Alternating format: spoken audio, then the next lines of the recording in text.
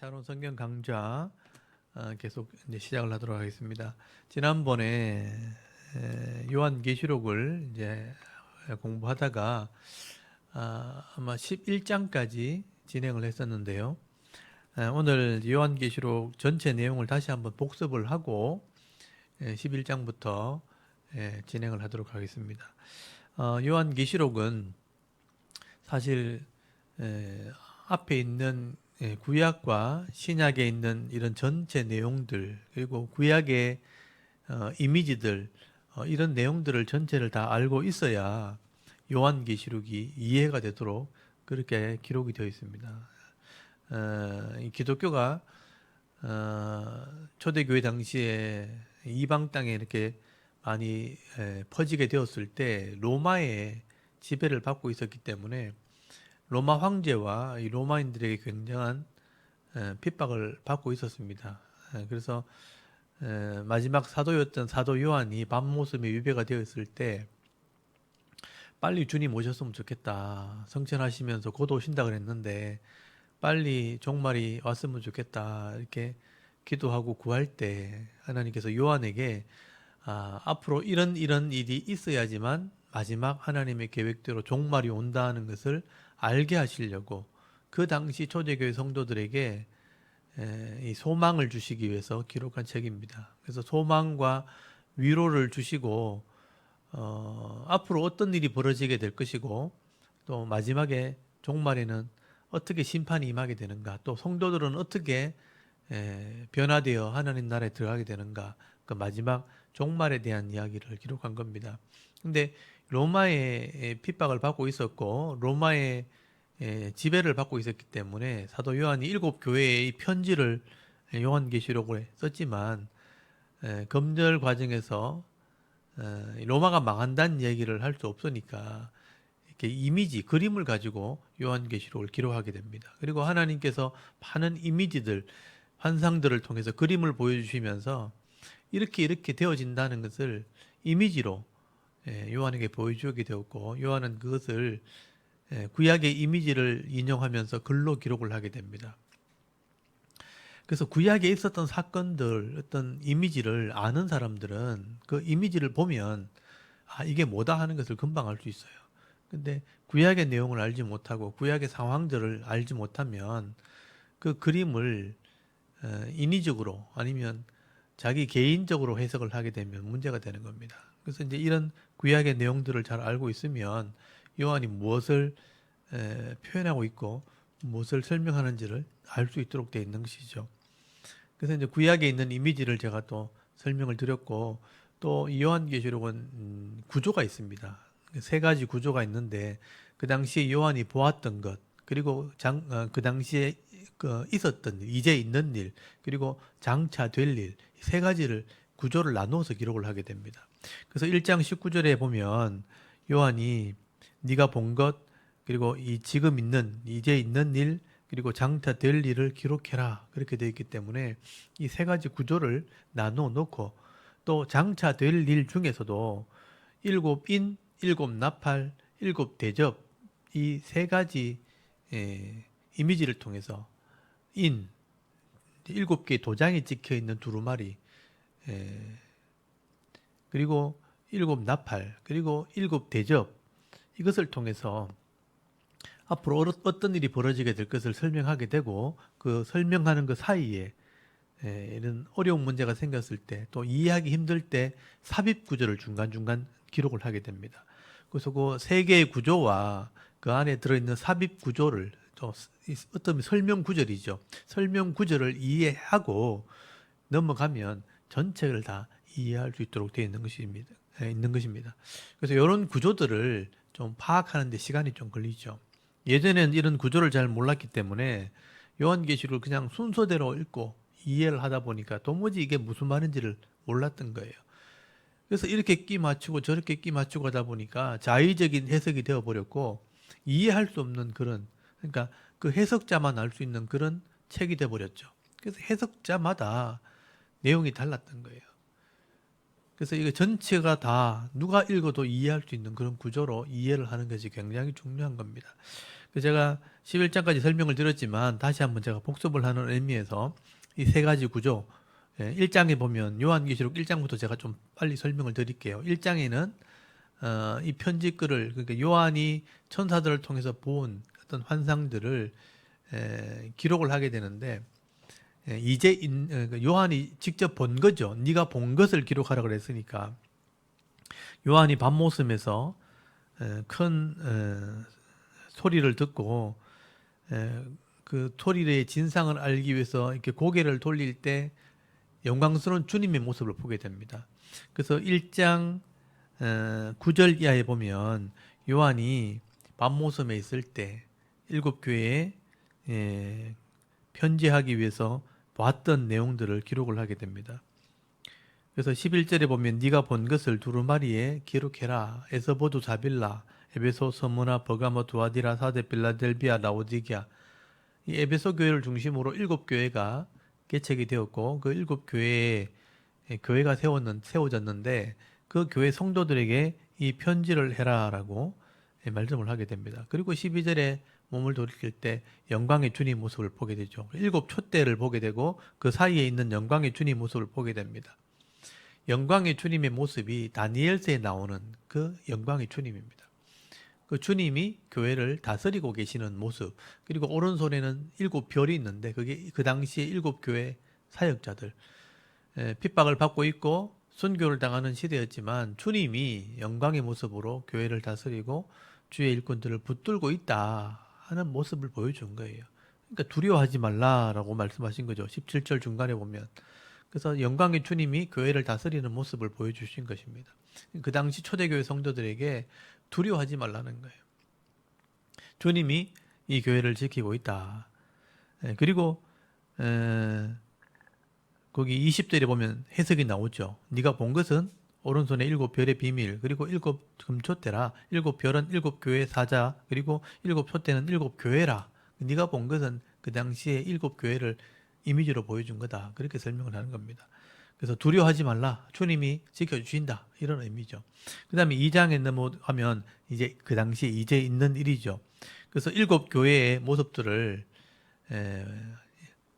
주님께서 설명하시면서 칭찬할 것과 책망할 것을 설명하는 거예요. 그래서 일곱 교회에 믿음을 잘 지킨 교회도 있었고 사랑을 잃어버린 교회도 있었고 이단이 들어와서 변질된 교회도 있었고 순교자도 있었지만 그 안에 세상의 우상을 받아들이고 세상의 문화를 받아들여서 타락한 교회들이 있었다는 거예요.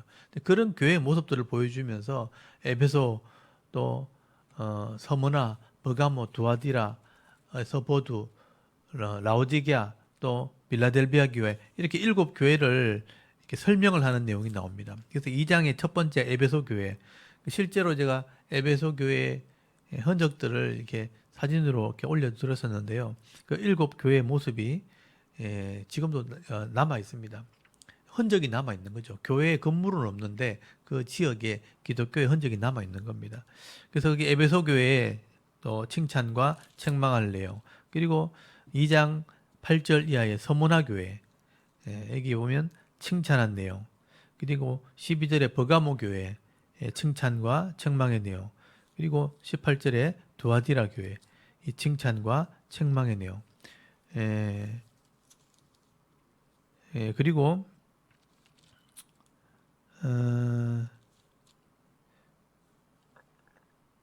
거기 에베소, 서머나, 버가모, 두아디라는 2장에 나오고요. 그 다음에 3장에 넘어가면 사대 교회, 책망을 들은 교회죠. 그 다음에 7절에 빌라델비아 교회, 그 다음에 14절에 라오디게아 교회, 이렇게 일곱 교회에 칭찬할 점, 책망할 점을 지적을 합니다. 그리고 믿음을 잘 지켰을 때 하나님께서 상을 주시겠지만 결국 그 당시에 이 하나님 말씀을 알아듣지 못하고 끝까지 믿음을 지키지 않으면 심판이 임하게 될 것을 경고하게 되는 거예요. 그래서 그 제일 마지막 절마다 일곱 교회의 제일 마지막에 나오는 경고의 말씀이 거기 한 3장 21절 예를 들면 3장 21절 이기는 그에게 내가 내 보좌에 함께 앉게 하여 주기를 내가 이기고 아버지 보좌에 함께 앉은 것과 같이 하리라. 이런 상을 줄 거다. 이런 은혜를 베풀 거다. 그래서 22절에 귀 있는 자는 성령이 교회들에게 하시는 말씀을 들을지어다. 그러니까 들을 귀가 있는 사람들은 성령이 교회들에게 하시는 말씀을 들어라. 경고의 말씀이죠. 그 당시에 있었던 초대교회의 모습을 설명을 했지만 이 땅에 있는 모든 교회들에게 하시는 말씀이에요. 들을 귀가 있는 사람, 알아들을 마음이 준비가 되어 있는 사람들은 이 말씀을 알아듣고 순종해라는 거예요. 그래서 이기는 자가 되라.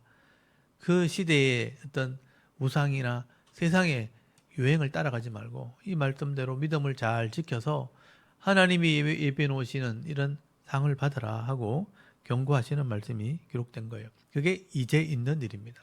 그 당시에도 있었던 일이고 지금도 이제 있는 일이죠. 그게 2장, 3장에 나오는 7교회의 모습입니다. 그리고 이제 4장부터가 세 번째 장차 될 일이죠. 그 4장 거기 1절 끝에 보시면 이리로 올라오라. 이후에 마땅히 일어날 일을 내가 네게 보이리라. 이게 이후에 마땅히 일어날 일들. 그래서 헬라어를 제가 지난번에 보여드렸죠. 여기 보면 장차 될 일 하는 말과 이후에 마땅히 일어날 일들하고 똑같은 단어예요. 똑같은 단어인데 번역을 이렇게 해놓은 거예요. 앞으로 어떤 일이 일어날 건지를 장차 될 일을 4장부터 기록하겠다. 그게 22장까지 전체 내용이에요. 그래서 요한이 본 것, 영광의 주님 모습, 그리고 이제 있는 일, 그 당시 초대교회의 신앙의 모습, 그리고 4장부터 앞으로 되어질 일들, 여기에 이제 구조가 나오는 거죠. 7인이 나오고 7나팔이 나오고 7대집이 나오는 거예요. 그리고 중간중간 삽입 구절, 설명 구절이 나오는 겁니다. 그 구절들을 잘 이해하시면 되는 거예요. 이 4장부터 이제 삽입 구절이 나오는데 4장, 5장이 이미 삽입 구절이에요. 그러니까 천상의 예배 모습을 보여줍니다. 하나님이 이 보좌 가운데 앉아 있는 모습과 그 24장로 교회를 대표하는 장로들이 면류관을 내려놓고 예배하는 장면, 그리고 그 앞에 내생물들, 성령과 서랍들, 천사들이 예배하는 모습들이 보여집니다. 그래서 하늘이 영광스러운 예배가 이렇게 드려지고 있다 하는 것을 보여주는 거예요. 하나님이 영광을 받으시고 예배를 받으시고 또 영광과 존귀와 권능을 받으시기에 합당하다 하면서 예배를 드리는 장면이 4장이에요. 앞으로 우리가 이런 예배에 참여하게 된다는 거죠. 그리고 5장에는요, 어린 양 예수님에 대한 예배입니다. 예수님께서 앞으로 되어질 일들을 보여주시는데 그게 7인이 박혀있는, 찍혀있는 두루마리를 들고 있는 어린 양의 모습을 보여줍니다. 그 예수님이 이 인을 하나씩 뗄 때 앞으로 되어질 일들이 환상으로 또 이미지로 보여지게 되는 거예요. 이걸 뗄 사람이 없다고 요한이 슬퍼할 때 어린 양이 예수님이 이 인을 떼게 될 거다 하고 설명을 하게 되는 겁니다. 그래서 5장에는 이 어린 양을 찬양하는 내용이 나옵니다. 그래서 어린 양이 그 안에 있는 영적인 존재들, 그리고 천군 천사들, 24장로들, 그리고 이 땅에 있는 모든 만물들이 다 어린 양을 찬양하게 됩니다. 그 찬양하는 모습이 5장 끝까지 기록되어 있죠. 그래서 5장 제일 마지막에 보면 내 생물이 이르되 아멘 하고 장로들은 엎드려 경배하더라. 예배했다는 거죠. 이게 어린 양의 예배입니다. 그러니까 앞에 4장은 성부에 대한 하나님에 대한 예배, 5장은 어린 양 예수 그리스도에 대한 예배가 나오는 거죠. 그 안에 성령이 함께 하는 것입니다. 성부, 성자, 성령이 함께 예배 드리는 모습을 4장, 5장에 보여주는 거예요. 그리고 6장부터가 이제 진짜 본격적으로 장차될 일이 나오는 거예요. 6장부터 인을 하나씩 떼기 시작합니다. 인을 뗄 때 지금은 일어나지 않았지만 앞으로 일어날 일들을 보여준 거죠. 그래서 앞으로 일어날 일들을 말들이, 이 말은 굉장히 신속하게 움직이는 그런 천사들을 상징하는 겁니다. 이게 스가랴서에 나오는 그 말 이미지를 가지고 온 거죠. 스가랴서에 이미 말 이미지가 나옵니다. 흰 말도 나오고 붉은 말도 나오고 검은 말도 나오죠. 그래서 이 말들의 이미지를 통해서 앞으로 되어질 일들을 보여주는 거. 제일 먼저 나오는 게 흰 말이죠. 앞으로 전 세계가 통합되어지고 한 나라가, 한 정부가 세워지게 될 거다. 그리고 그 지도자가 나라를 다 점령하고 난 뒤에 다스리는 일이 벌어지게 될 거다. 그래서 이기고 면류관을 가진 자가 활을 가지고 이기는 모습을 보여주죠. 근데 흰 말이 지나고 난 뒤에 빨간 말이나 붉은 말이 나오죠. 하나님이 평화를 제거하면 그 권력 다툼이 일어나게 되고 큰 전쟁이 벌어지게 된다는 거예요. 전쟁이 벌어지게 될 때 많은 사람이 생명을 잃게 되어지고, 그 다음에 검은 말이 나올 때 기근이 오게 되어지고, 양식이 없는 기근이 오게 되고, 다음에 청황색 말이 나타나죠. 그래서 많은 사람들이 죽게 될 거다. 이 지구 전체의 전쟁으로 인해서 4분의 1이 되는 많은 사람들이 죽게 될 것이다. 그래서 거기 6장 7절 이하에 보시면 사망, 음부라고 하는 그런 말을 타고 난 사람이 나타나서 거기 땅의 4분의 1을 죽게 한다는 그런 얘기가 나오게 되죠. 거기 보면 땅의 4분의 1이 죽는다는 것은 이건 종말의 전쟁은 아니지만 권력 다툼이 생기는 전쟁이 벌어져서 많은 사람이 죽게 되는 그런 큰 전쟁이 있게 될 것을 말하는 거예요. 이게 종말이 아닌 거예요. 그래서 5절, 6장 9절에 보면 다섯째 인을 뗄 때에 하늘의 이 순교자의 영혼들이 하나님께 빨리 심판해 달라고 요구할 때, 종말의 심판을 해달라고 할 때 아직 때가 되지 않았다는 메시지를 전하게 돼요. 아직 때가 되지 않았다. 여기 10절 이하에 보시면 거기 11절 이하에 보시면 아직 잠시 동안 쉬되 그들의 동무종들과 형제들도 자기처럼 죽임당하여 그 수가 차기까지 하리라. 아직 순교자의 수가 차지 않았다. 그렇게 말하는 거예요. 아직 어느 기간이 남았다는 거예요. 그리고 이제 12절에 보면 여섯째 인을 떼게 되면 천체에 그 해성들이 지구에 떨어지는 그런 재난이 일어나게 될 것을 말합니다. 그래서 예수님께서도 종말에 되면 큰 지진과 그런 어떤 재난이 일어나게 될 것을 예언을 하셨죠. 그래서 난리와 난리의 소문, 민족과 민족이 전쟁하는 앞에 큰 전쟁이 벌어지고 난 뒤에 그다음에 이건 인간이 일으킬 수 없는 큰 재난, 해성이 지구에 떨어지는데 태풍에 이 덜 익은 열매 나무들이 열매들이 떨어지는 것처럼 많은 해성들이 떨어지게 된다. 한두 개 해성이 아니죠.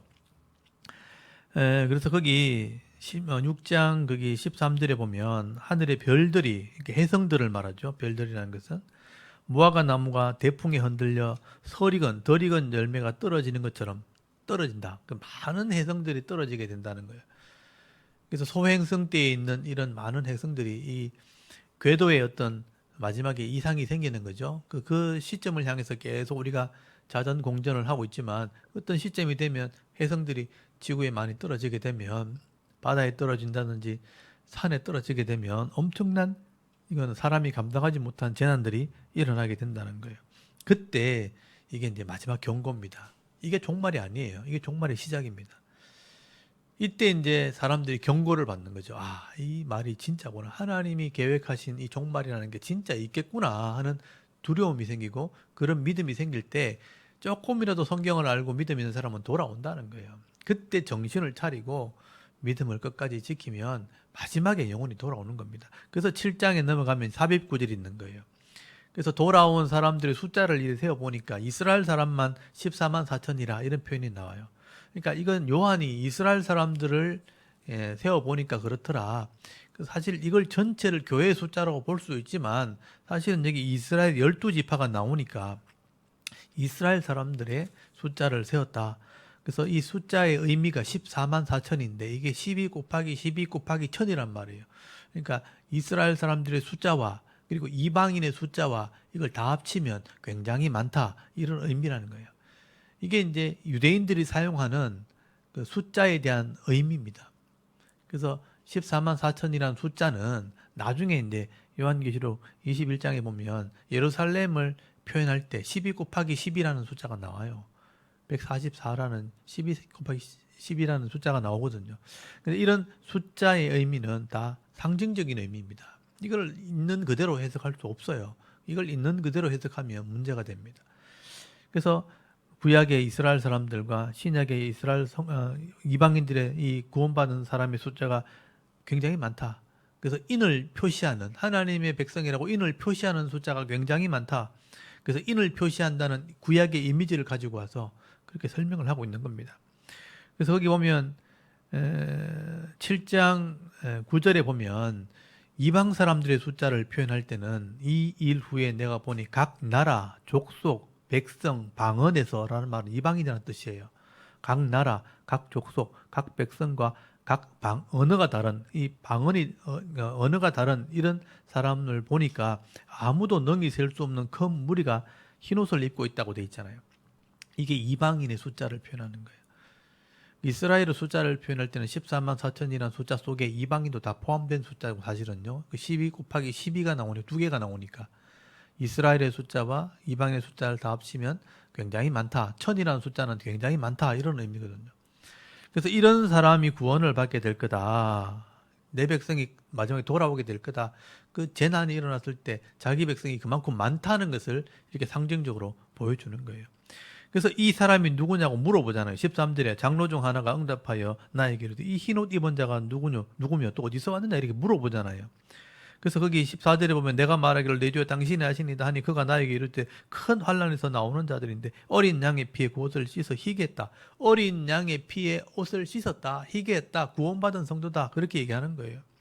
그래서 이 성도를 위해서 장막이 준비되어 있다고 표현되어 있어요. 17절, 18절에 보면 장막이 천국을 상징하는 거죠. 거기는 줄이지도 않고 목마르지 않고 해나 뜨거운 기운이 상하지도 않게 될 것이다. 17절 어린 양이 목자가 되고 생명수 샘으로 인도하게 되니까 하나님께서 그들의 눈에 모든 눈물을 씻어주게 될 거다. 이게 택한 백성이 이렇게 구원받은 백성이 은혜를 누리게 될 거다. 하나님의 위로를 받게 된다는 얘기를 하게 되는 거예요. 그러니까 이게 마지막 재난이 일어날 때 택함 받은 백성이 인을 치는 모습으로 설명을 하고 있는 겁니다. 그리고 나서 8장에 넘어가면 이제 인을 마지막 뗄 때, 일곱째 인을 뗄 때 일곱 나팔이 나오는 거죠. 그러니까 아직 완전한 종말이 아니란 뜻이에요. 그래서 이런 재난을 통해서 내 백성이 구원받게 될 거다. 근데 아직 돌아오지 않는 불신자가 있잖아요. 한 번 더 기회를 주시는 게 일곱 나팔이에요. 그래서 8장에 넘어가면 더 큰 재난이 일어납니다. 8장 1절부터 일곱 나팔이 나왔는데 일곱 나팔을 또 하나씩 또 불기 시작해요. 그래서 하나는 인으로 표현했고 하나는 나팔로 표현했죠. 그래서 나팔은 경고를 상징하거든요. 전쟁이 났을 때, 또 이렇게 재난이 일어났을 때, 이렇게 경고할 때 하는 겁니다. 그때 첫째 나팔을 보니까 거기 3절 이하에 보면 성도의 기도가 하나님께 응답되는 장면이 나와요. 이 금대접에 향을 담아가지고 하나님께 올리는 이게 하나님의 성도의 기도를 통해서 이것이 이루어진다는 걸 보여주는 거예요. 그래서 이 성도의 기도가 하나님께 응답되어질 때 5절에 보면 우레와 번개와 또 지진과 음성이 났다. 이런 하나님의 사역이 일어나게 됐다는 거죠. 그래서 6절부터 보시면 일곱째 천사가 하나씩 나팔을 불니다. 나팔을 부니까 땅에 재난이 일어나요. 땅이 3분의 1이 고통을 당합니다. 그리고 8절에 둘째 천사가 또 나팔을 부니까 바다가 굉장히 고통스럽게 됩니다. 거기 보면 바다에 이 불 붙는 큰 산과 같은 것이 떨어져 가지고 바다의 3분의 1을 파괴합니다. 그리고 10절에 셋째 천사가 또 나팔을 부니까 강들, 민물들이 못 먹게 됩니다. 썬쑥처럼 돼버렸다. 물이 이제 그러니까 못 먹게 된 물이 변질되는 거죠. 못 먹게 되는 그런 썬쑥이 되는 그런 고통이 찾아오게 됩니다. 그 다음에 12절에 셋째 천사가 나팔을 부니까 해와 달과 별의 3분의 1이 침을 받았다. 전체의 문제가 태양계 안에 문제가 생긴다는 거죠. 그래서 큰 혼란이 오게 될 것을 말합니다. 그리고 13절에 지금 넷째 나팔까지 불리고 난 뒤에 이건 아무것도 아니다. 앞으로 화가 더 오게 될 거다. 세 가지 화가 남았다. 이렇게 얘기하는 거예요. 그러니까 이 지구와 이 태양계 안에 전체에 굉장히 큰 문제들이 생기게 된다는 거죠. 앞으로 그런 것들을 이 학자들이 다 이제 생각을 하고 있습니다. 앞으로 그런 일이 생기게 될 거다. 근데 그건 이제 마지막 화 세 개가 지나가면 이제 종말이 온다는 거예요.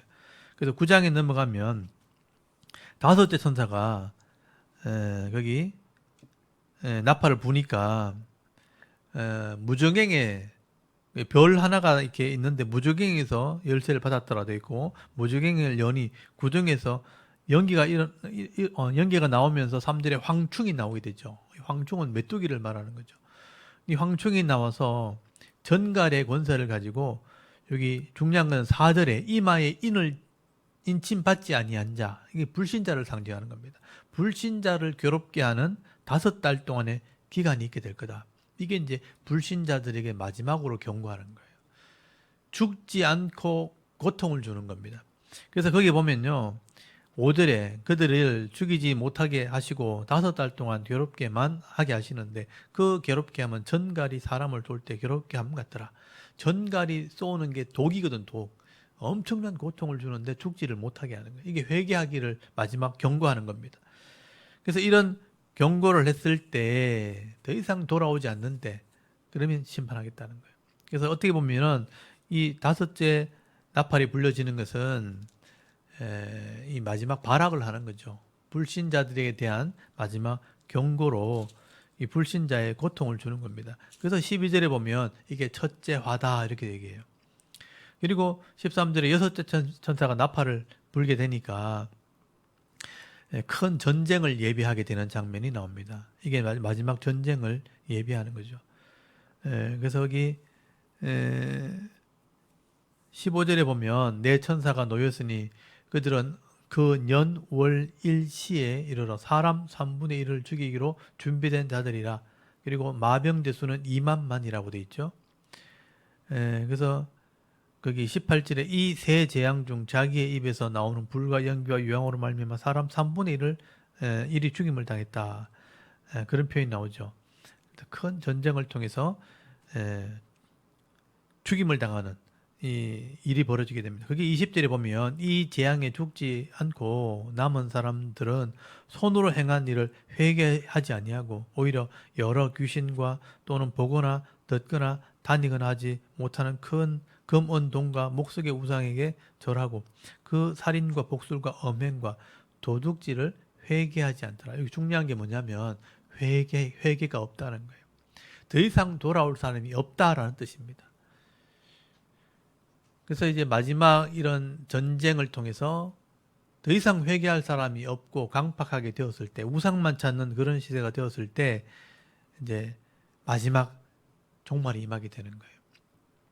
그래서 10장부터는 이제 삽입구절입니다. 이렇게 지금 6째 나팔이 불려지고 7째 마지막 나팔만 남았잖아요. 그러니까 마지막 6째 인이 떨어질 때 해성이 떨어지면서 나름대로 신앙을 가진 사람은 다 돌아왔고 또 마지막 이런 황충을 통해서 고통을 주는 이런 불신자의 고통을 하는 기간 때문에 더 이상 불신자들이 돌아오지 않게 되었을 때 회개할 사람이 없을 때 이제 마지막 나팔만 남은 거예요. 그래서 10장에는요 마지막 나팔에 대한 광고입니다. 그래서 한 힘센 천사가 나타나가지고 이 바다와 땅을 한 발씩 밟고 큰 소리로 외치면서 이제 마지막 나팔 하나만 남았는데 이 나팔이 불려지면 세상 끝난다 하고 광고를 하는 한 장이 들어가 있는 거예요. 그게 10장이에요. 그러니까 이게 중요하다는 얘기죠. 10장이 마지막 나팔에 대한 광고입니다. 그래서 10장 거기 7절 한번 보세요. 7대 천사가 소리 내는 날 그의 나팔을 불려고 할 때 하나님이 그 종 선지자들에게 전하신 복음과 같이 하나님이 그 비밀이 이루어지리라 하더라. 이제까지 감춰졌던 비밀이 이제 이루어진다 하는 것은 이제 세상이 끝난다는 것을 얘기하는 거예요. 그리고 이제 마지막에 종말이 임할 때 이제 불신자들은 더 이상 돌아올 사람이 없어요. 그래서 마지막 유대인들이 돌아오는 그게 남은 거예요. 그래서 11장이 유대인들이 돌아오는 예언입니다. 그래서 두 정인이 나타나요. 두 정인이 나타나서 유대인들에게 말씀을 전하게 되고요. 그들이 다시 돌아오게 되는 그런 표적이 일어나게 되는 것입니다. 그게 11장에 대한 내용이에요. 그래서 거기 두 정인이 예루살렘에 가서 표적을 행하는 그런 장면이 나옵니다. 그래서 거기 11장 8절 끝에 보면 그 장소가 어디냐면 그들의 주께서 십자가에 못 박히신 곳이라고 되어 있어요. 주님이 십자가에 못 박힌 곳이 바로 예루살렘입니다. 이 예루살렘에서 두 정인이 이런 표적을 행하다가 나중에 이 사탄에게 죽임을 당하고 성천을 하게 되는 장면이 나옵니다. 그리고 큰 지진이 일어나면서 13절에 보면 7천 거기 지진에 죽은 사람이 7천이라 그런 표현이 나오죠. 그리고 그 남은 자들이 두려워하여 영광을 하늘의 하나님께 돌렸다. 여기 남은 자들이라는 표현이 나와요. 이게 이제 마지막에 돌아오는 사람들이에요. 남은 자들은 하나님께 영광을 돌렸다. 그런 표적과 이 두 정인의 사역을 통해서 돌아오게 되는 거예요. 그러면 이제 다 돌아왔죠. 더 이상 회개할 사람이 없어요. 돌아올 사람도 없어요. 세상은 강팍해져 있고 이제는 이제 심판만 남은 거죠. 그래서 11장 15절에 7째 천사가 나팔을 부는 거예요. 이게 마지막 나팔입니다. 이거 불려지면 끝나는 거예요. 그래서 바울이요. 이게 중요하기 때문에 고린도전서 15장과 데살로니가전서 5장에 이 마지막 나팔이 불려지면 어떤 일이 벌어지는지 설명을 해놨어요. 예, 그래서 거기 마지막 나팔이 불려지게 되면 성도는 들림받고 변화되는 겁니다. 이 시기적으로 예수님이 오실 때, 예수님이 나를 보내신 분이 때가 되었을 때 나를 보내가지고 십자가에 죽게 했다고 됐거든요. 또 예수님이 죽으신 것처럼 때가 되었을 때 성령이 오셨거든요. 오순절날. 그 때가 되었을 때 마지막 심판이 임하게 되는 거예요. 그래서 이 마지막 나팔이 불려지면 그 때가 지나면 모든 성도와 불신자들은 이제 변화된 몸으로 바뀌게 됩니다. 그러니까 부활의 몸으로 바뀌게 되는 거예요. 그래서 마지막 나팔이 불려지는 순간 성도는 들림받게 되어지고 불신자는 마지막 전쟁으로 심판을 받게 되는 거예요. 그리고 다 변화되어져서 성도들은 새하늘과 새 땅으로, 불신자들은 불못으로 재판을 받고 이 백보자의 죄에 대한 심판을 받고 불못으로 들어가면 세상은 끝나는 것입니다. 그래서 사실 요한계시록은 11장 15절에서 모든 것이 끝났다고 봐야 되는 거예요. 그런데 이렇게 엄청난 일이 벌어졌을 때 이걸 왜 이렇게 되는지 알아야 되잖아요. 그것을 설명하기 위해서 12장부터 삽입 구절, 설명 구절이 들어가게 되는 거예요.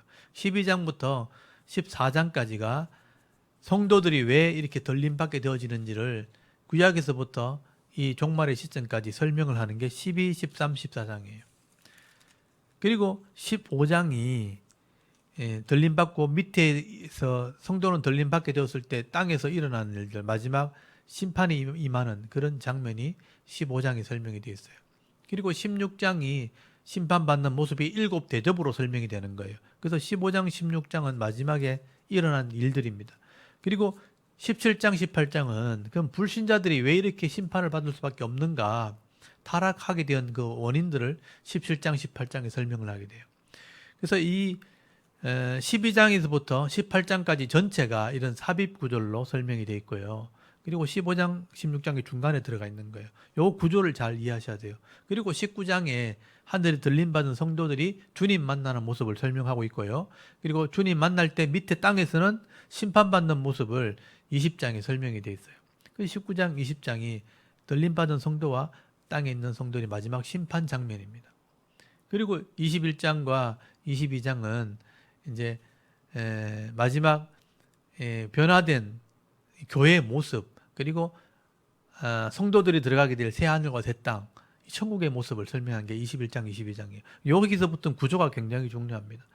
그래서 제가 오늘 11장까지 지난번에 설명을 드렸기 때문에 12장부터는 삽입 구절이다, 설명 구절이다 하는 것을 이해하셔야 돼요. 이거 반드시 표시해 놓으셔야 됩니다.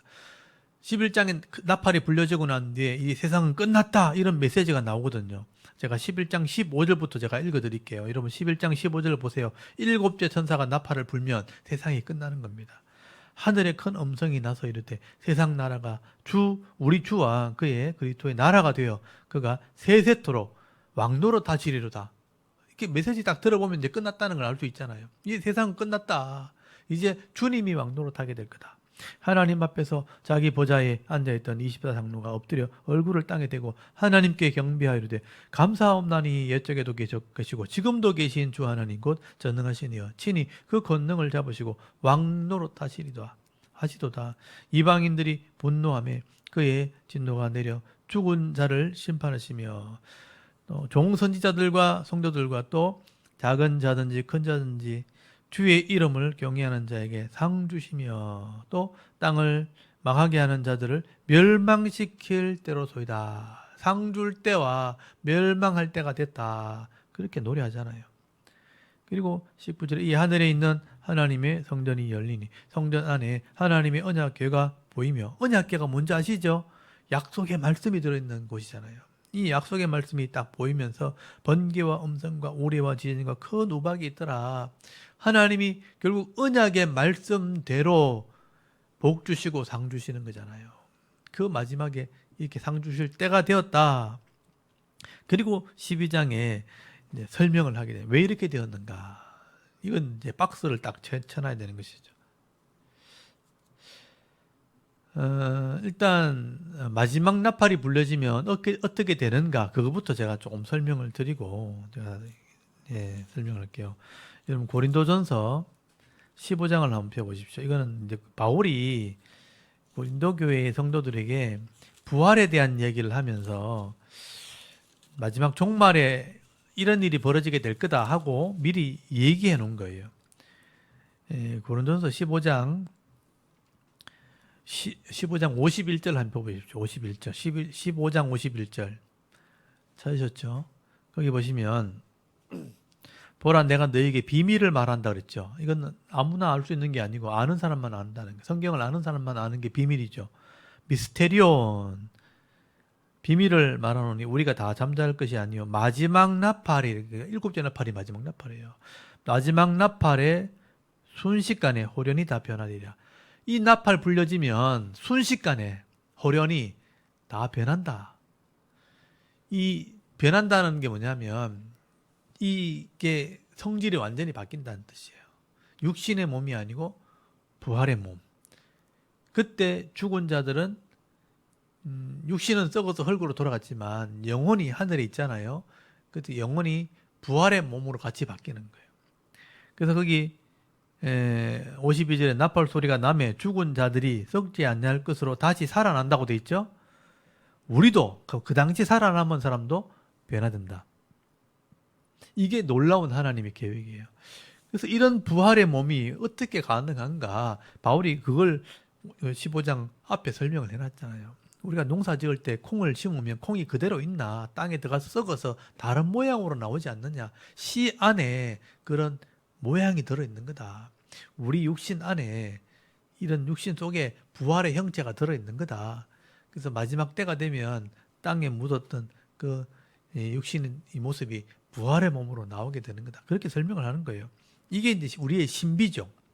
하나님이 준비해 놓으셨는데 예수님이 그걸 미리 가르쳐 주시기 위해서 변화산에 가서 일부러 그걸 보여줬잖아요.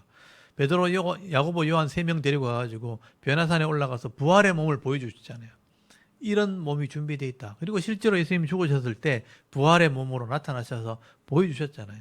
이런 부활의 몸이 준비되어 있다. 그래서 예수님이 부활의 모습을 처음 보여주셨기 때문에 부활의 첫 열매라고 얘기하는 거예요. 바울이 이 예수님을 부활의 첫 열매다. 예수님이 첫 열매가 되셨으니 예수를 믿는 자는 다 이 부활의 때 이 부활로 참여하게 될 거다. 그렇게 설명을 하고 있는 거예요. 그래서 거기 보면 거기 앞쪽에 한번 볼까요? 거기 39절에 보면 육체는 다 같은 육체가 아니니 하나는 사람의 육체, 하나는 짐승의 육체, 하나는 새의 육체, 하나는 물고기 육체라. 하나님이 이런 것을 다 설계해 줬다는 거예요. 40절 하늘에 속한 형체도 있고 땅에 속한 형체도 있으나 하늘에 속한 것의 영광이 따로 있고 땅에 속한 것의 영광이 따로 있으니 해의 영광이 다르고 달의 영광이 다르며 별의 영광도 다른데 별과 별의 영광도 다르도다. 죽은 자의 부활도 그와 같으니 썩을 것으로 심고 썩지 아니할 것으로 다시 살아난다는 거예요. 욕된 것으로 심고 영광스러운 것으로 다시 살아나며 약한 것으로 심고 강한 것으로 다시 살아나며 육의 몸으로 심고 신령한 몸으로 다시 살아나니 육의 몸이 있은 적도 영의 몸도 있다고 돼 있잖아요. 우리 영혼에 부활의 몸이 있다 이렇게 설명돼 있잖아요. 그게 언제 일어나느냐? 마지막 나팔에 호련히 순식간에 변화되는 때가 준비돼 있다. 우리는 그때를 향해 지금 살아가고 있는 거예요. 우리는 죽음을 지나서 나중에 부활의 그 때가 온다는 거죠. 그때가 되면 이런 다 부활의 몸을 입게 된다. 보세요. 거기 53절 보세요. 이 썩을 것이 반드시 썩지 아니할 것을 입겠고 이 죽을 것이 죽지 아니함을 입으리로다. 이 썩을 것이 썩지 아니함을 입고 이 죽을 것이 죽지 아니함을 입을 때는 사망, 육신의 죽음이라는 것이 삼켜지는 거예요. 부활에 삼켜지는 거예요. 부활을 삼키고 이기리라고 기록된 말씀이 이루어지리라. 그래서 사망, 죽음의 승리가 어디 있느냐? 죽음의 그 능력이 뭐냐는 거죠.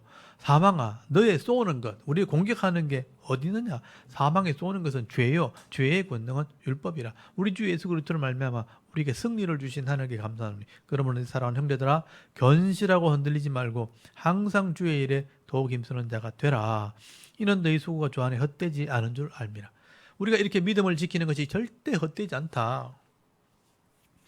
그러니까 믿음을 지켜라. 부활의 신앙을 가져라. 그렇게 바울이 마지막으로 권고한 거예요.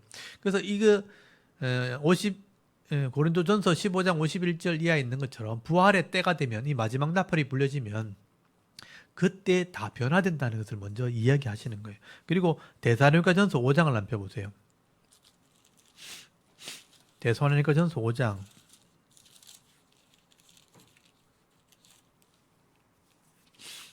데살로니가전서 5장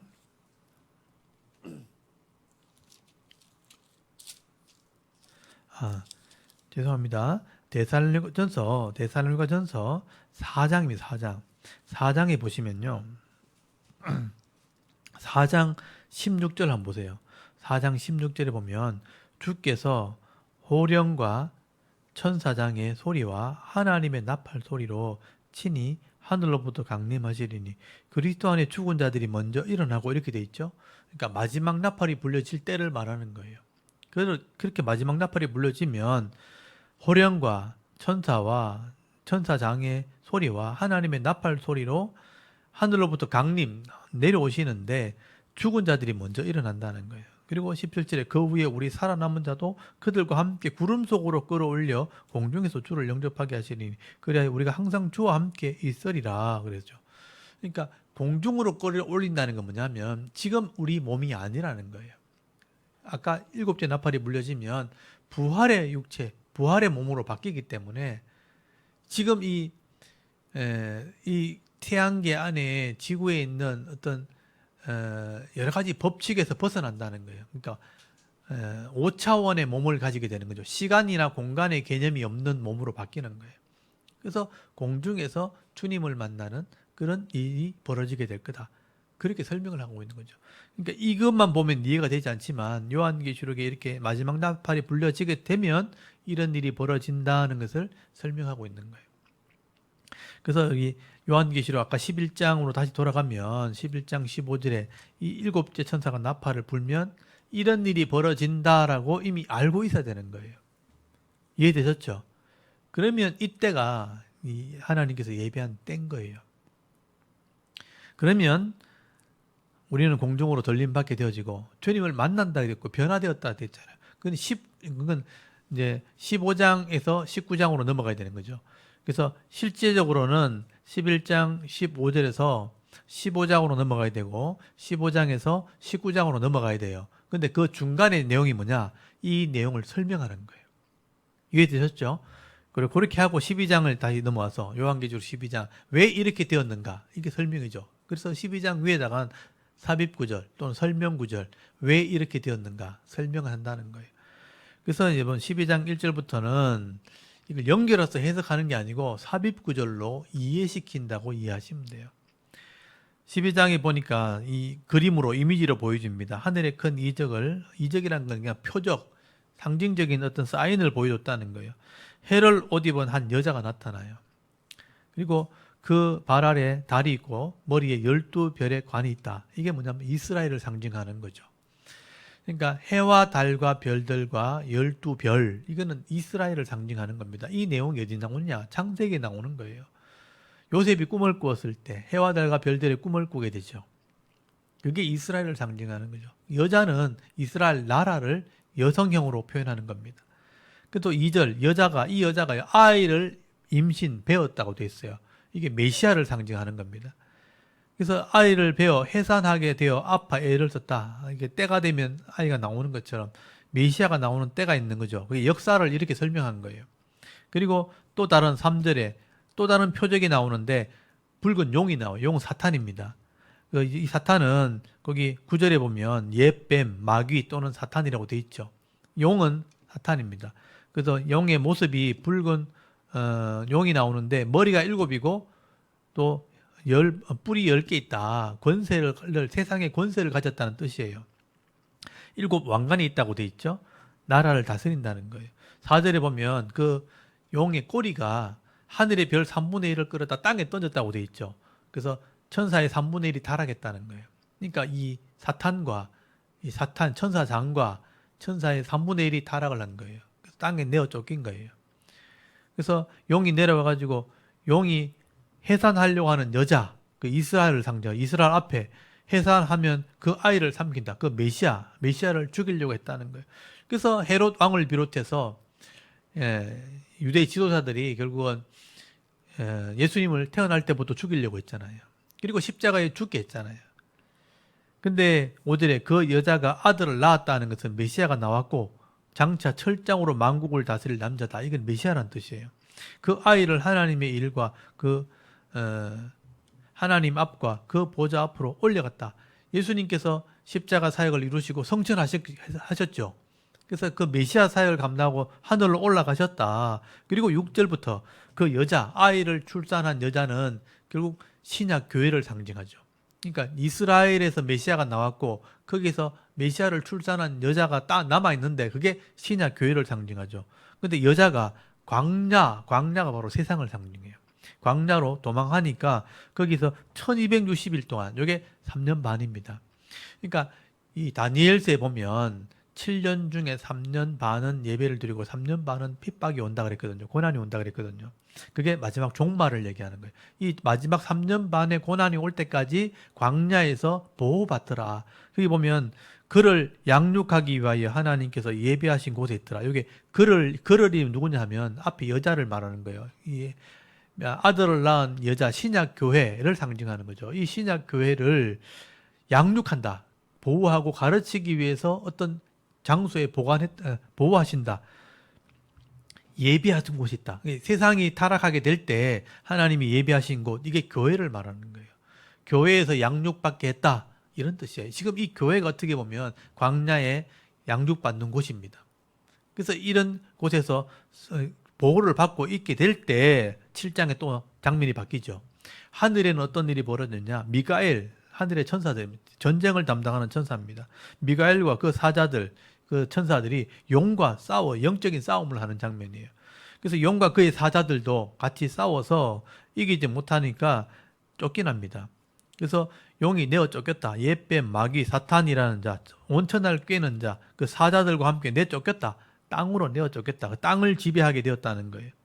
그래서 10절에 내가 또 들으니 하늘에 큰 음성이 있어 이르되 이제 우리 하나님의 구원과 능력과 나라와 또 그의 그리스도의 권세가 나타났으니 우리 형제들을 참소하던 자 곧 우리 하나님 앞에서 밤낮 참소하던 자가 쫓겨났고 우리 형제들이 어린 양의 피와 자기들의 정언하는 말씀으로서 그를 이겼으니 그들은 죽기까지 자기들의 생명을 아끼지 아니하리로다. 그러므로 하늘과 그 가운데에 가는 자들은 즐거워하라.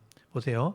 하늘과 그 가운데는 즐거운데 그러나 땅과 바다는 화 있을진저. 이는 왜냐하면 마귀가 자기의 때가 얼마 남지 않은 줄을 알므로 크게 분내어 너희에게 내려갔다. 교회를 핍박하러 내려왔다. 영적인 전쟁으로 사탄이 내어 쫓긴 자가 되었다. 그래서 교회를 핍박하는 자가 되었다라고 설명하고 있는 겁니다.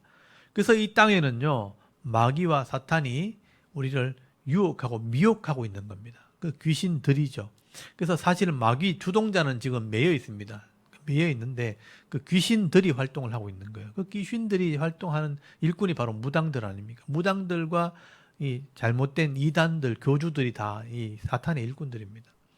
그래서 우리를 괴롭히고 핍박하려고 하는데 거기 13절 보세요. 용이 이렇게 한다는 거죠. 용이 자기가 땅으로 내어 쫓긴 것을 보고 남자를 낳은 여자가 바로 아까 신약 교회죠. 교회를 박해하는지라 그 여자가 큰 독수리의 두 날개를 받아 광야 자기 곳으로 날아가 거기서 그 뱀의 낯을 피하여 한때 두때 반때를 양육받으며 그래서 3년 반 동안 보호를 받는다. 그래서 이 광야란 세상에서 우리가 교회를 통해서 보호를 받고 나중에 이제 핍박이 올 때 3년 반은 뭐냐면 유대인들이 돌아오는 마지막 고난의 시간입니다. 그게 다니엘서 예언된 대로 하면 그런 마지막 최고의 핍박하는 기간, 그런 고난의 기간이죠. 그런 기간을 위해서 준비하고 양육받더라 그렇게 돼 있어요.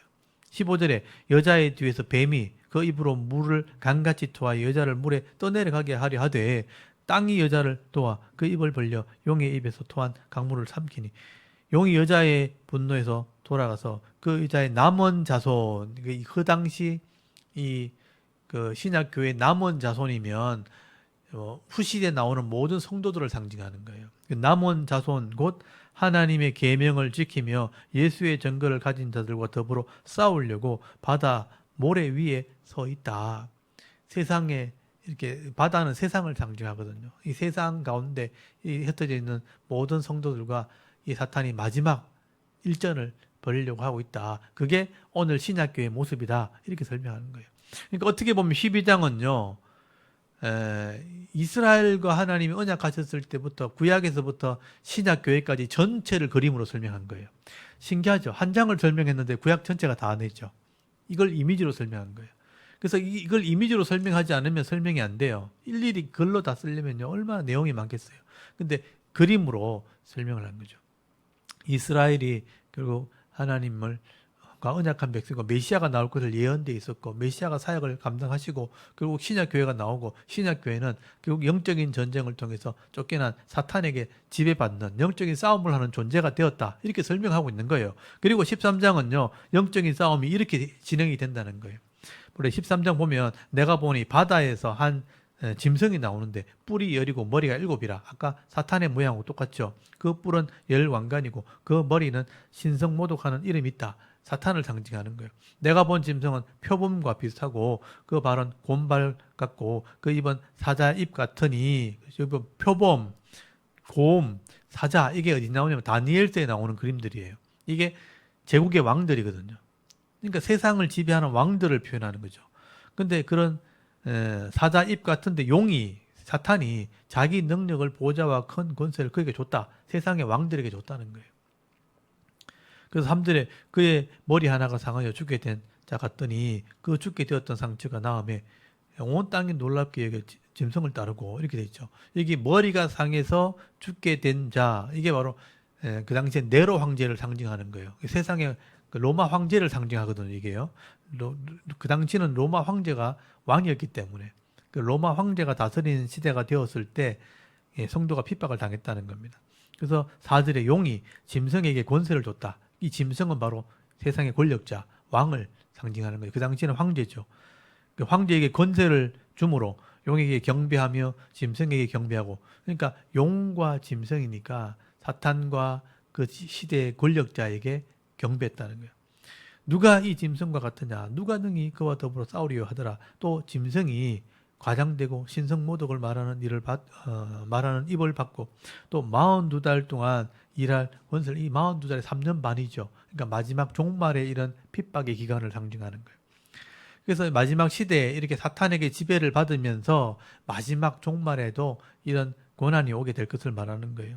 6절에 짐승이 입을 벌려 하나님을 향하여 비방하되 그의 이름과 그의 장막 곧 하늘에 사는 자들을 비방하더라.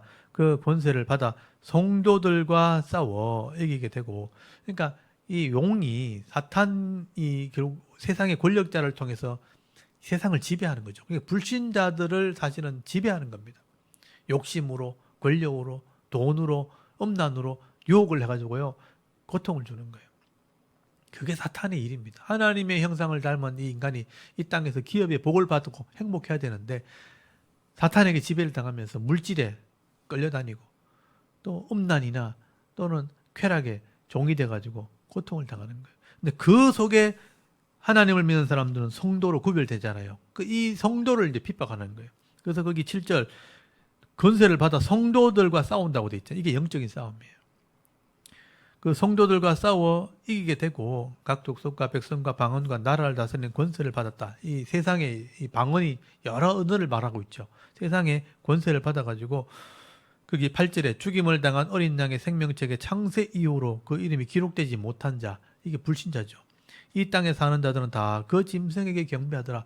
그러니까 생명책에 이름이 기록되지 않은 자는 불신자들인데 결국은 이 사탄의 지배를 받고 살아가는 세상이 되게 한다는 거예요. 그게 이 종말의 모습입니다. 지금 점점 그렇게 돼가고 있죠. 그래서 거기 9절에 보면 누구든지 귀가 있거든 들을지어다. 사로잡힐 자는 사로잡혀 갈 것이요 칼에 죽을 자는 마땅히 칼에 죽을 것이니 성도의 인내와 믿음이 여기다.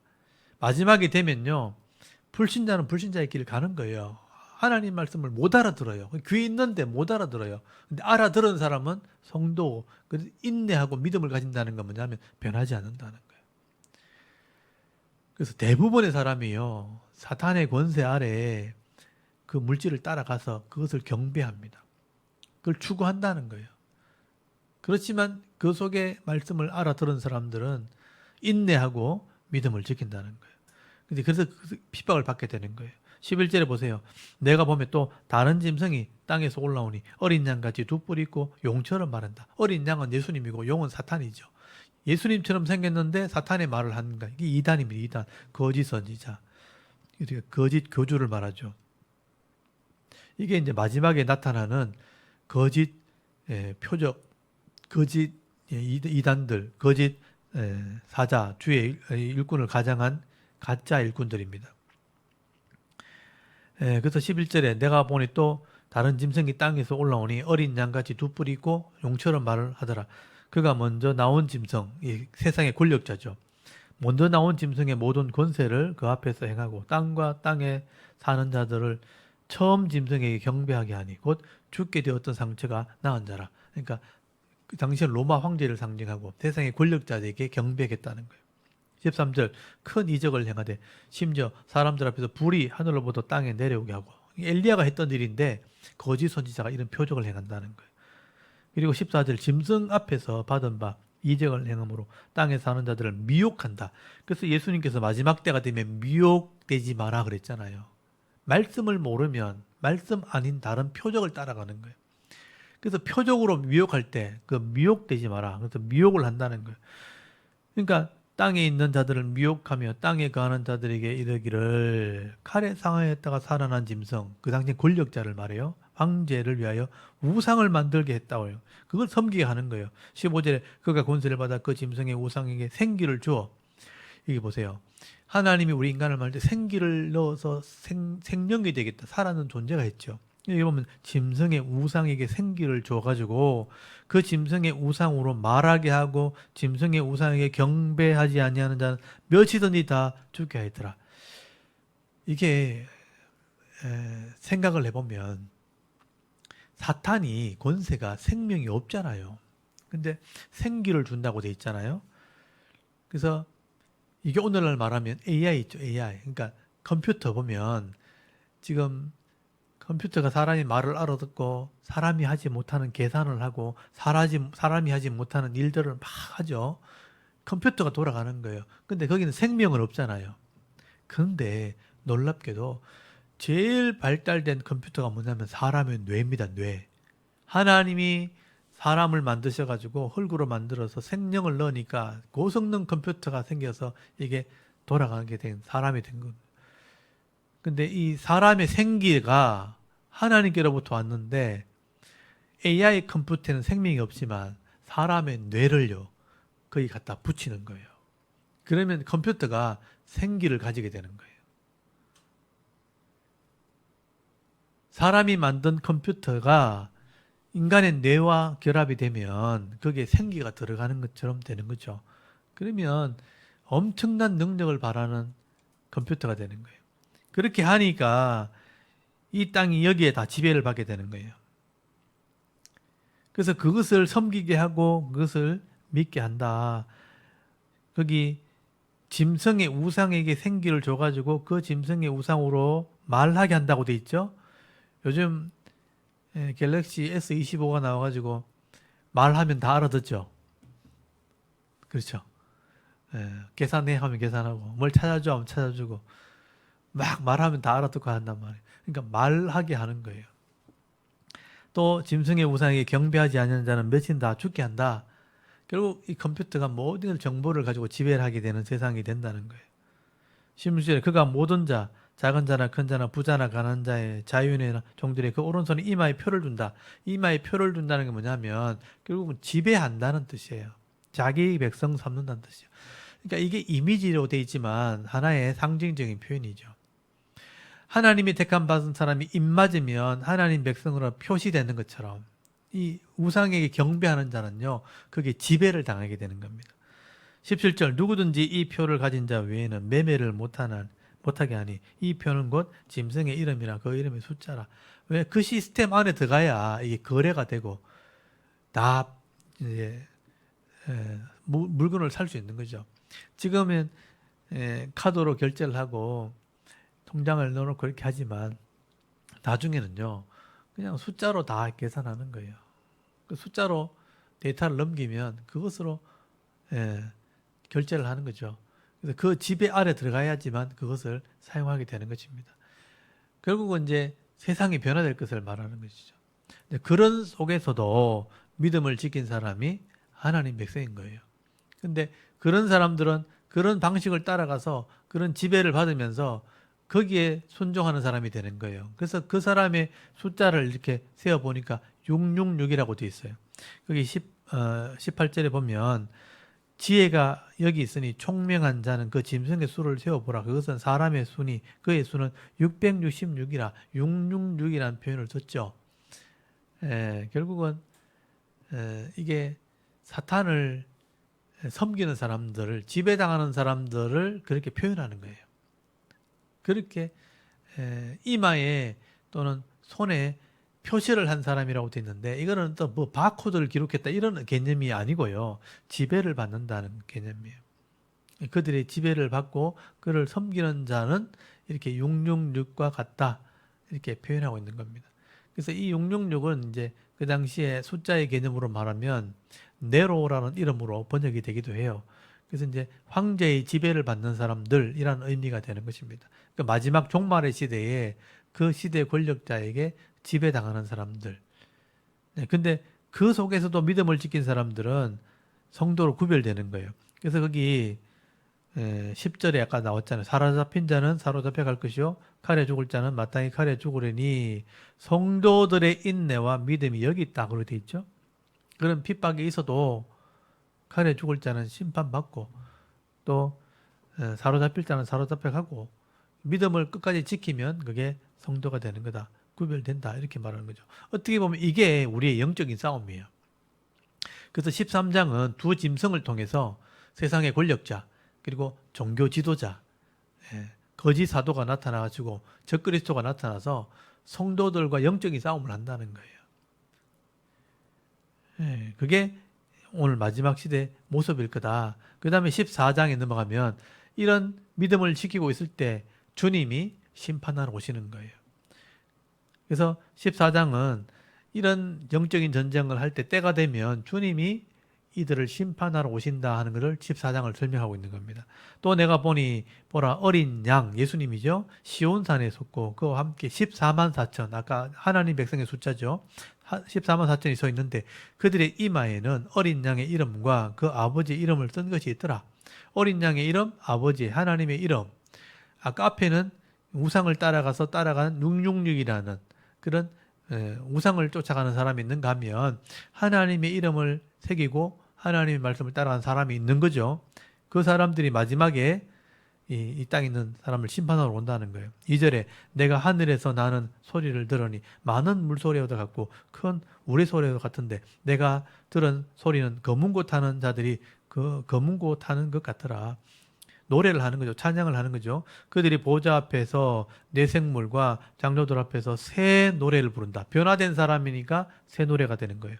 땅에서 속량을 받은 14만 4천에는 밖에는 능히 이 노래를 배울 자가 없다. 여기 땅에서 속량함을 받은 사람, 죄값을 지불한 사람 14만 4천이라고 돼 있죠. 이 교회 성도를 얘기하는 거죠. 그러니까 이런 새 노래를 부를 사람들은 구원받은 사람들, 속량받은 사람들입니다. 4절에 이 사람들은 그 뭐냐? 여자와 더불어 더럽히지 않는 여자는 이제 불신자를 얘기해요. 세상과 타락하지 않고 더럽히지 아니하고 순결한 자라 어린 양이 어디로 가든지 따라가는 자며 사람 가운데 속량을 받은 죄값을 지불함을 받아 처음 익은 열매로 하나님과 어린 양에 속한 자들이니 그 입에 거짓말이 없고 흠이 없는 자들이다. 그리고 하나님 백성을 말하는 것이죠. 6절 또 보니 다른 천사가 공중에 날아가는데 땅에 거주하는 자들 곧 모든 민족, 족속, 방언, 백성에게 전할 영원한 복음을 가졌더라 이렇게 돼 있죠. 하늘에 이 먼저 구원받은 사람들이 주님과 함께 심판하러 올 때 땅에 이 복음이 증거된다는 거예요. 7절 그가 큰 음성으로 이르되 하나님을 두려워하며 그에게 영광을 돌리리라. 이는 그의 심판의 시간이 이르렀습니다. 여기 심판의 시간 줄을 쳐놓으시고 이제 땅에서 영적인 전쟁이 막 하고 일어나고 있을 때 성도는 믿음으로 인내하고 지키고 있을 때 하늘에 이렇게 심판의 때가 되면 내려올 준비를 하고 있다는 거예요. 심판의 시간이 이르렀으니 하늘과 땅과 바다와 물들의 근원을 만드신 이를 경배하라 하더라. 창조주 하나님을 경배하란 말이죠. 또 다른 천사가 광고를 합니다. 둘째가 그 뒤를 따라 말하되 무너졌도다 무너졌도다 큰 성 바벨론이여. 이게 불신자를 말하는 거예요. 모든 나라에게 그의 엄행으로 말미암아 진노의 포도주를 먹이던 자로다 하더라. 이제는 바벨론이 무너질 때가 됐다. 세상의 종말이 됐다 이 말이죠. 9절 세 번째 또 다른 천사가 셋째가 그 뒤를 따라 큰 음성으로 이르되 광고하는 겁니다. 만일 누구든지 짐승과 그의 우상에게 경배하고 이마나 손에 표를 받으면 아까 나왔잖아요. 이런 우상을 섬기면서 물질의 풍요를 따라서 그를 따라가면서 경배했던 거기에 지배받았던 이런 불신자를 말하는 거죠. 그 불신자들은 10절에 그도 하나님의 진노의 포도를 마시니 이 바벨론 성이 무너질 때 이런 짐승의 표를 받은 사람들, 세상의 우상을 따라가는 사람들도 함께 망한다 이렇게 설명하는 거예요. 그도 그러니까 10절 그도 하나님의 진노의 포도주를 마시리니 그 진노의 잔에 섞인 것이 없이 부은 포도주라.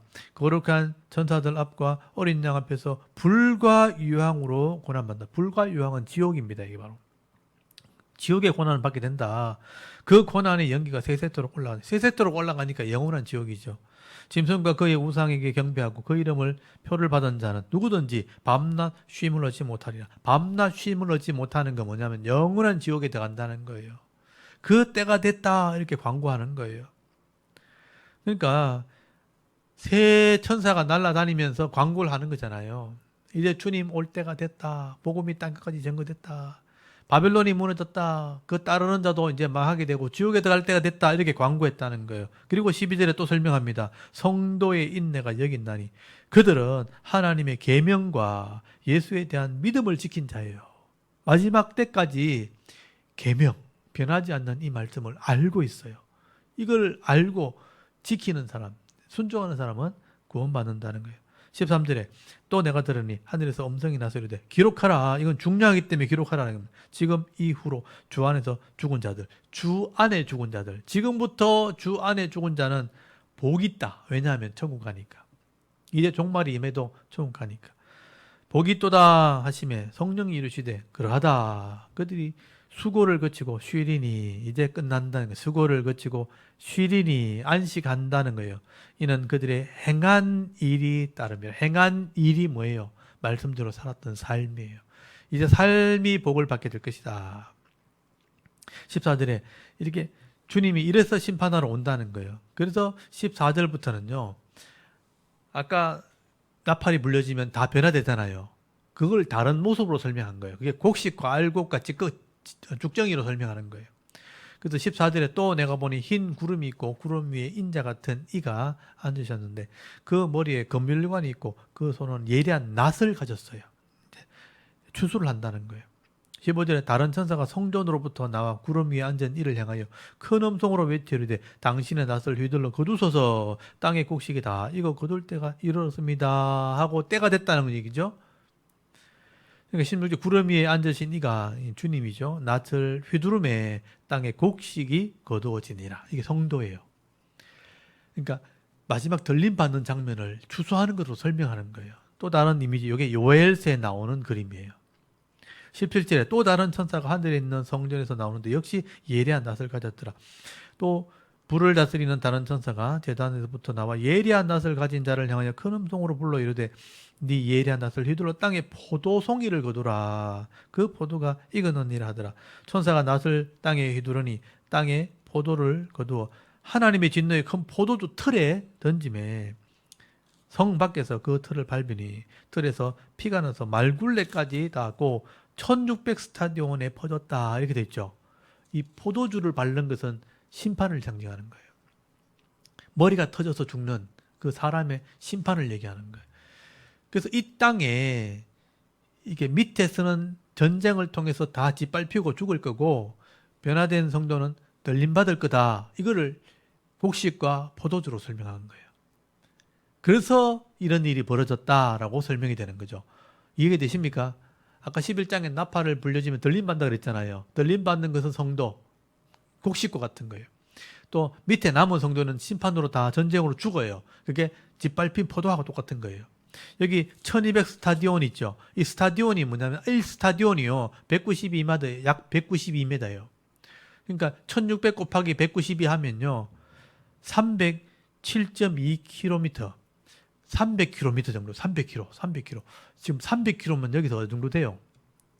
서울까지 정도 돼요. 대구도 서울 한 300km 되죠. 한 400km 되지만 거의 서울 가까이 될 거예요. 피가요. 여기서부터 서울까지 흘렀다는 거예요. 얼마나 많은 사람이 죽었는지 그 피가 흐르고 흘러가지고 엄청난 사람이 마지막에 죽게 될 거다. 그 피가 300km나 흘러갔더라. 이렇게 설명이 되고 있는 거예요. 이게 마지막 그렇게 심판받는 이유예요. 그래서 지금 12장부터 제가 14장까지 설명했잖아요. 들림받은 성도는 구약에서부터 메시아가 나와가지고 구원을 이루고 또 여자가 핍박을 받을 때 영적인 전쟁이 일어나고 그거를 끝까지 견디면 결국은 이렇게 구원받게 되는 거다. 이렇게 설명하고 있는 거예요. 그리고 15장에는 실제로 나팔이 불려졌을 때 어떻게 되는가 보세요. 15장은 이제 실제 일어나는 일이죠. 그래서 12장부터 14장은 딱 설명으로 떼놓고 보면 돼요. 아까 11장 15절에 7째 나팔이 불려지고 나면 보세요. 또 하늘에 크고 이상한 이적, 표적을 보여주시는데 7천사가 7재앙을 가졌으니 곧 마지막 재앙이라 하나님의 진노가 이것으로 마치리라. 위에 들림받은 성도는 주님 만나지만 밑에는 7대접이 쏟아진다는 거예요. 이 재앙이라는 거죠. 그게 쏟아지면요. 다 죽어요. 그게 16장에 나오거든요. 16장에 나오는데 7대접이 나왔다는 걸 설명하고 있어요. 그래서 나오면 밑에 전쟁으로 다 죽어요. 근데 그게 불바다가 되거든요. 그래서 2절에 보면요. 내가 보니 불 섞인 유리바다가 보였다는 거죠. 불바다가 된 걸 보여준 거예요. 그 불 섞인 유리바다 같은 것이 있고 짐승과 그의 우상과 그 이름의 수를 이기고 벗어난 자들. 보세요. 짐승과 그 우상과 그 이름의 수를 이기고 벗어난 자면 성도죠. 성도들이요. 여기 보면 유리바다를 건너가지고 그 가에 서서 하나님의 검문고 악기를 가지고 하나님의 종 모세의 노래, 어린 양의 노래를 부른다는 거예요. 그러니까 이 불바다와는 상관이 없다는 거죠. 밑에는 불바다가 있는데 그 불바다를 건넌 성도들은 어린 양의 이 백성들, 이 짐승의 수를 벗어난 사람들은 어린 양의 구원의 노래를 부르는 거예요. 이게 바로 홍해 바다에서 이스라엘이 구원의 노래를 불렀던 모습을 지금 설명하고 있는 거예요. 우리는 불의 바다를 건너서 이런 노래를 부르게 될 거다. 모세는 모세의 노래를 불렀죠. 우리는 어린 양의 노래를 불러요. 어떤 노래를 불러요? 한번 봅시다. 주 하나님 곧 전능하신 이시여 하시는 일이 크고 놀라우시도다.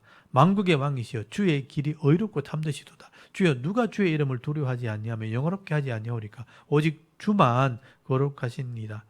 주의 의로우신 일이 나타났음에 만국이 모든 나라가 와서 주께 경배하리다. 지금 밑에 불신자의 심판이 일어났잖아요. 하나님이 하신 일이 너무 놀랍습니다. 그 하나님을 찬송하는 거죠. 그리고 5절에 또 이 일 후에 내가 보니 하늘의 증거 장막의 성전이 열리며 7재앙을 가진 7천사가 성전으로부터 나와 맑고 빛난 세마포 옷을 입고 가슴에 금띠를 띠고 네 생물 중에 하나가 영원하도록 살아계신 하나님의 진노를 거듭 담은 금대접 7을 그 7천사들에게 주니 하나님의 영광과 능력으로 말미암아 성전의 연기가 가득하며 7천사의 7재앙이 마치기까지 성전에 너희 들어갈 자가 없더라. 7천사가 이 재앙을 땅에 쏟아부어요. 그래서 16장에 넘어가면요. 또 내가 보니 성전에서 큰 음성이 나서 7천사에게 말하되 너희는 가서 하나님의 진노의 7대접을 땅에 쏟으라 그러죠. 이거는 진노, 이때까지 참았던 하나님의 다 모한 그 진노의 대접을 땅에 쏟아붓는 거예요. 그래서 2절부터 첫째 대접이 땅에 쏟아지는데 이게 7대접이 나오는데 이거는 한 번도 쉬지 않고 그냥 다 쏟아붓는데 이거는 하루 만에 끝나는 거예요. 그러니까 하루도 아니요. 순식간에 끝나는 거예요. 그래서 이 진노의 대접은요. 땅에 쏟아지는 그냥 끝나는 거예요. 2절에 첫째 선사 그 대접을 땅에 쏟으니까 짐승의 표를 받은 사람, 그 우상에 경배하는 자들 다 불신자죠. 왜냐하면 성도는 들림 받았어요. 밑에는 불신자만 남아있는 거예요. 그러니까 그 짐승의 표를 받은 사람들, 우상에 경배하는 자들은 악하고 독한 종기가 나더라. 질병의 고통을 당하는 거예요. 3대 둘째 천사가 또 대접을 바다에 쏟으니까요. 바다가 죽은 자의 피같이 되어서 또 모든 생물이 다 죽어요. 이제 끝난다는 거죠. 그리고 셋째 천사가 대접을 강과 물 근원에 쏟음에 피가 되고요. 내가 들으니 물을 차지한 천사가 이르되 전에도 계셨고 지금도 계신 거룩하신 이여, 이렇게 심판하시는 것이 어렵다. 이게 지금 심판이라고 얘기하는 거예요. 이렇게 땅의 불신자들을 심판하는 게 어렵습니다. 6절에 그들이 성도들과 선지자들의 피를 흘렸으므로 그들에게 피를 마시게 하신 것이 합당하다. 합당하다. 성도를 괴롭혔던 불신자들이잖아요. 7절 또 들으니 제단이 말하기를 그러다 주 하나님과 전능하신 이여 심판하시는 것이 참되시고 의로우시다. 이건 불신자의 심판이에요. 또 8절에 넷째 선사가 또 해에 그 대접을 쏟으니까 해가 권세를 받아 불로 사람을 태워 해가 이제 태양에 가까워진 것 같아요. 지구로. 태양의 열기가 막 쏟아지니까 9절에 사람들이 크게 태워지는지라 이 재앙을 행하는 권세를 가진 하나님의 이름을 가지신 하나님의 이름을 비방하며 이제 하나님을 비방하며 죽는 거예요. 회개하지 않냐고 주께 영광을 돌리지 않더라. 이런 죽음이 앞에 있는데도 불구하고 회개를 안 해요. 왜냐하면 불신자니까. 더 이상 회개할 기회를 주지 않아요. 10절에 또 다섯째 천사가요. 대접을 짐승의 왕좌, 왕의 권세에 쏟아버리니까 그 나라가 어두워지며 사람들이 아파서 혀를 깨물고 아픈 것과 종기로 말미암아 하늘의 하나님을 비방하고 그들의 행위를 회개하지 않아요. 혀를 깨무는 고통이 있는데도요. 회개 안 해요. 왜냐하면 더 이상 회개의 기회가 없어요. 이제 심판이니까. 세상의 권력자들이 다 망한다는 뜻이에요. 이 세상의 왕좌에 쏟았으니까. 12절에 여섯째 천사가 큰 대접을 큰 강 유브라데에 쏟으니까 강물이 말라 동방에서 왕들이 길을 예비하고 동쪽에 있는 나라들이요 다 예루살렘으로 모여요.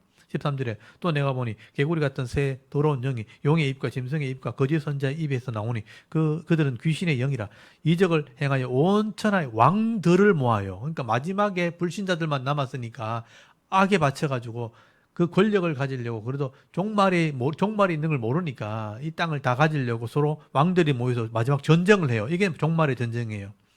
왕들에게 가서 하나님과 전능하신 이 큰 날에 전쟁을 위하여 그들을 모았다고 돼 있어요. 거짓 영들이 흩어져 가지고요. 세상의 왕들을 한 곳에 다 불러 모아요.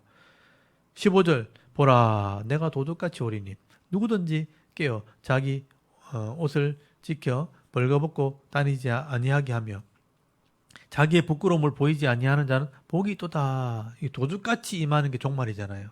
그래서 16절 새 영이 히브리어로 아마겟돈이라는 곳에 왕들을 모았다. 이 아마겟돈이 머깃도예요. 머깃도. 이스라엘 땅에 있다고요. 여기에 와서 왕들이 다 모여서 전쟁을 하게 됩니다. 17절 일곱째 천사가 그 대접을 공중에 쏟음에 큰 음성이 성전에서 보좌부터 나와서 이르되 됐다. 끝났다는 거예요. 이 공중에 뭐냐면 공중은 사탄의 자리거든요. 사탄의 권세, 공중의 권세인데 이 사탄의 공중에 마지막 대접을 쏟아버리니까 세상이 끝나는 거예요.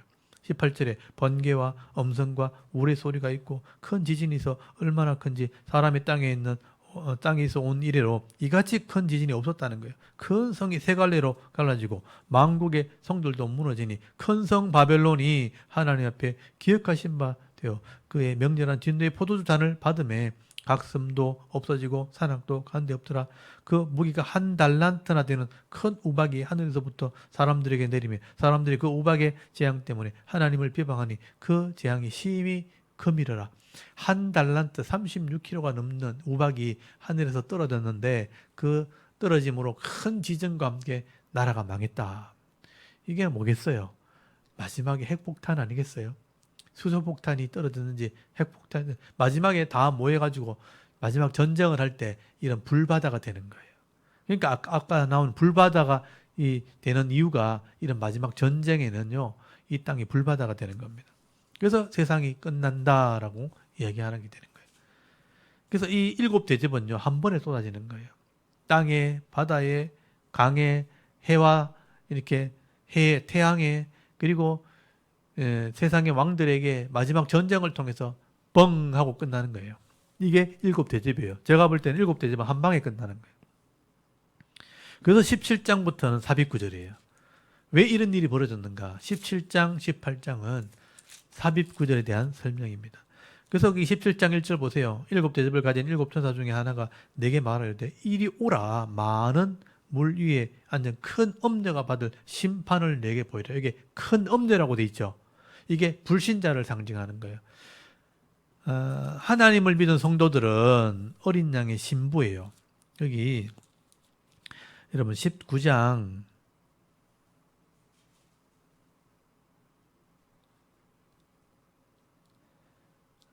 거기 19장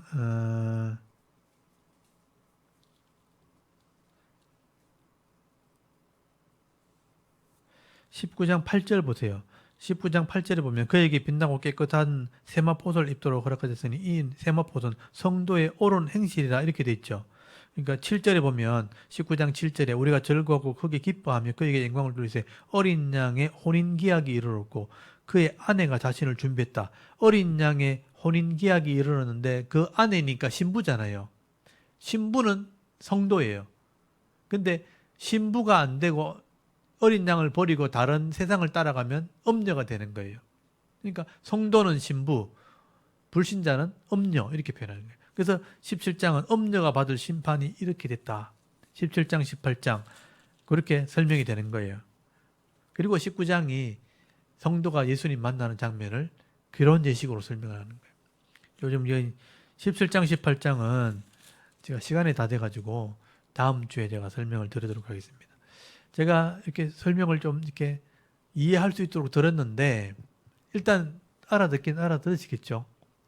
여러 번 들어보니까 이해는 되시죠? 네. 어렵지 않죠? 구조를 알면 충분히 이해할 수 있습니다. 그래서 11장 오늘 15절부터 나팔이 불려지면 들림받고 밑에 남은 성도는 심판을 받게 되는데 그 이유가 12장부터 14장까지 쭉 설명되고요. 그렇게 해서 이렇게 나눠지게 된 거다. 15장에 불바다가 있는 걸 보여줬고 걷는 것을 보여줬는데 그 불바다가 왜 생겼는가? 7 대접이 쏟아져서 그렇게 된 거예요. 그래서 16장에 7 대접이 쏟아진 장면을 설명한 거죠. 땅과 바다와 강과 또 태양과 또 공중의 권세 잡은 자 또 모든 세상에 딱 일어날 때 전쟁으로 뻥 하고 끝나는 거죠. 그게 왜 이런 일이 벌어졌는가? 그게 17장, 18장에 설명되어 있는데 그거는 제가 다음 주에 설명하도록 하겠습니다. 이것만 이해하시면 돼요. 그러면 다 정리만 하면 되는 거예요. 이렇게 이해하면 정말 요한계시록이 쉽게 다 보여요. 근데 이걸 모르고 이런 구조를 모르고 그냥 차례대로 막 이렇게 연결해버리면 이게 무슨 말인지 하나도 모르게 되어 있는 겁니다. 자, 잘 따라오신 분들은 제가 이해를 했을 것이라고 믿고요. 혹시나 또 궁금하고 잘 이해가 되지 않으면 카톡으로 질문을 주시면 제가 또 설명을 해드리도록 하겠습니다. 오늘 여기까지 설명을 하고 우리 다음 주에 설명을 하도록 하겠습니다. 우리 오랫동안 방학을 하고 오랜만에 또 이렇게 만났는데 굉장히 어려운 부분을 지금 설명을 드렸습니다. 아시는 분들은 이해가 되는데 처음 들으시는 분들이나 잘 모르시는 분들 좀 여전히 어려울 수 있거든요. 근데 사실은 전체적인 구조를 조금만 이해하면 또 이해할 수 있으니까 다음에 제가 설명할 때 좀 들어보시고요. 또 앞에 내용들을 참고하셔서 지금 앞에 설명했는 구절들은 우리 그 유튜브나 아니면 제 대구 샤론교회 카페에 목요일 샤론 성경 강좌 게시판에 다 올라가 있으니까 앞에 내용을 한번 들어보시고 참고하시면 좋겠습니다. 자, 오늘 여기까지 하고 우리 다음 주에 만나도록 하겠습니다. 우리 잠깐 기도하고 마치겠습니다. 하나님 은혜를 감사합니다. 오랜 쉼의 시간을 마치고 새롭게 또 이렇게 샤론 성경 강좌